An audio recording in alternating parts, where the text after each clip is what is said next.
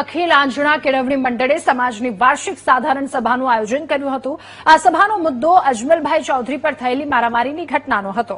બેઠકમાં શંકર ચૌધરીએ જણાવ્યું કે સમાજના 10 આગેવાનોની કમિટી બનાવવામાં આવી છે। એમની સલાહ અનુસાર આગળની કાર્યવાહી કરવામાં આવશે। અજમલભાઈને ન્યાય મળે તે માટે સમાજ સતત પ્રયત્નશીલ છે। આ સાથે જ તેમણે સોશિયલ મીડિયા પર ચાલતી અફવાઓ અંગે ચિંતા વ્યક્ત કરતા કહ્યું કે સોશિયલ મીડિયામાં ચાલતી તમામ ન્યૂઝ સાચા નથી હોતા। કેટલાક લોકો વિડીયો મૂકી સમાજને ગેરમાર્ગે દોરવાનો પણ પ્રયાસ કરતા હોય છે।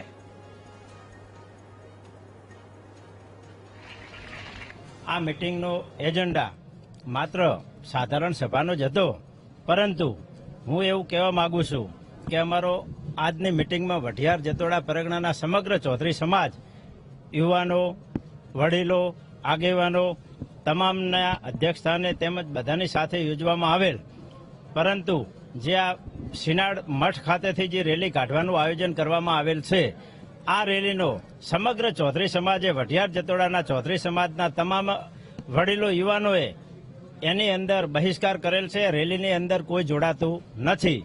આ રેલી કરવાથી કદાચ કોઈ ચૌધરી સમાજના યુવાન કે વડીલ મિત્રને કોઈ પણ તકલીફ થાય, કાંકરી ચાળો થાય તો આ સમાજ એમાં કોઈ જોડાતો નથી। સમાજની કોઈ જવાબદારી રહેતી નથી।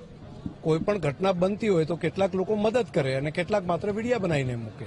મદદ કરવાવાળા મદદ કર્યા કરે અને જેને વિડીયા બનાવીને મૂકવા છે એ લોકો વિડીયા બનાવીને મૂક્યા કરે। સોશિયલ મીડિયાની અંદર બધાએ જેટલું મૂકે છે એટલું બધું સાચું નથી હોતું। એની મર્યાદા સાચવીને બધાએ આકલન બિટવીન ધ લાઇન બધાએ સમજવું પડે।